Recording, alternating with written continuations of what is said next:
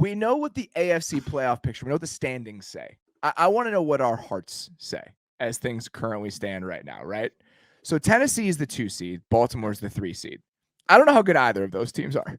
No. Like the fact that they're locked into those spots for the most part now with the Bengals losing today, even with the Ravens loss, they're still atop the AFC North. Both of those teams, I feel like, have taken significant steps back. So if you're looking at it, kind of standings and seeding be damned, I think in some order, the best teams in the AFC are the Pats, the Bills, and the Chiefs. Yep.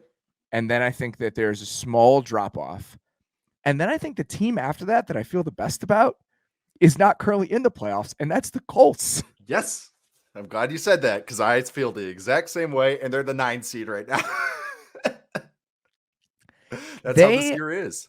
They are such a perfect example of I'm not going to say they don't care about the first 4 weeks of the season. They truly believe the first 4 weeks of the season are an extension of the preseason. And when you consider some of the things they've had to deal with over the last few years, makes sense, right? They've had a different starting quarterback each of the last 4 seasons, including one this year who did not play during training camp. Yep. He didn't practice until the first week of the season.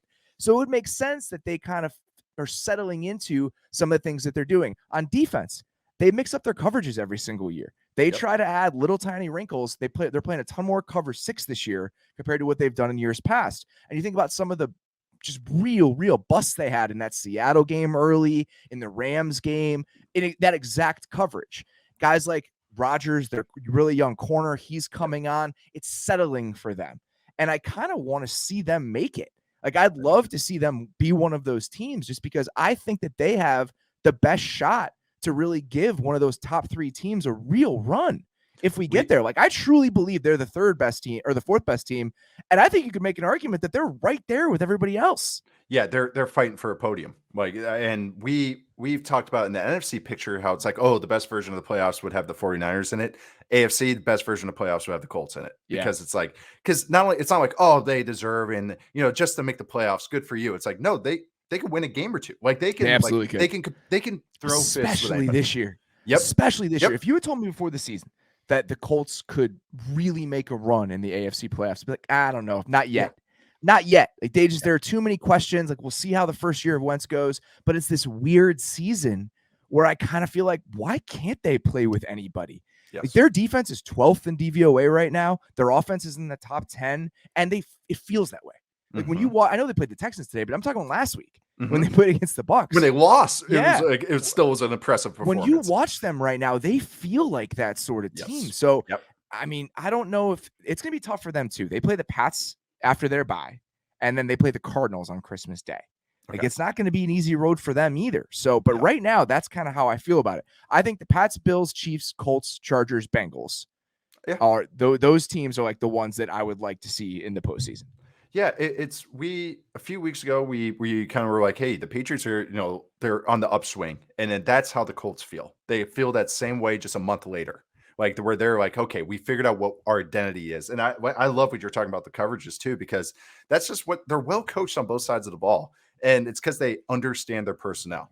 It is so cool seeing a staff, not just offensive coaches, it's both sides of the ball, just understanding what they are. And it's like, okay, we can't do this, so we have to do this. We can't do X. Maybe we can use X a little bit, but let's sprinkle more Y. Let's sprinkle more Z. And but watching them on defense, and then and they're built up front, and they have smart, athletic players and guys coming on, and the young players are coming on. Like we think of rookies on the upswing, but it's like 2nd-year players go through upswings too. And it's just, that's what this whole team is. It's a young team. They kind of do this stuff, and they're getting healthier. Like even a guy like Quentin Nelson, who is a bona fide star, he's been banged up too. And it's like, oh my God, now he's a plus player again. Like now that's Fisher's still on the upswing. Like he's still coming back from Fisher's injury. Well too. Yeah. The one thing that I was talking to somebody there this week, and they said that one of the things that Reich does as well as anybody is just figure out what they're good at.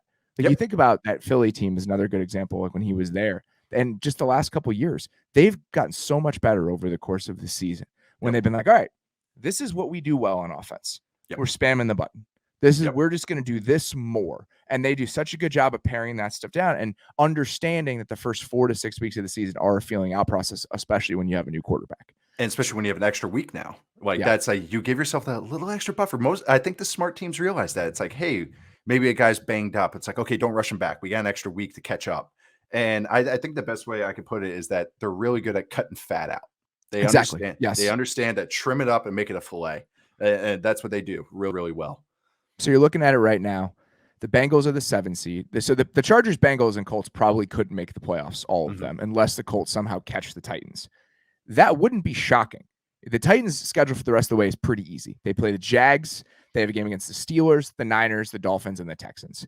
The Dolphins are playing much better. We haven't even mentioned them here yet, but like they're theoretically still in the hunt. It's going to be, even if it's going to be tough for them, they're 5-7. There's so many teams with 5 or 6 losses. I know.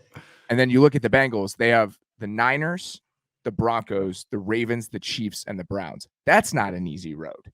So I feel like it's probably more realistic for the Colts to catch Cincinnati in that in the AFC race than it is to catch the Titans. The Chargers have the Giants, the Chiefs, the Texans, the Broncos, and the Raiders. Okay. So the Bengals have a harder road the rest of the way than the Chargers do, and they do not have the tiebreaker over the Chargers. Okay. So we'll see how it goes. Man, 49ers are like a catalyst team there for a lot of these teams too. I know. It's the swing doors moments that are going to include the 49ers, including today, which we'll absolutely get to.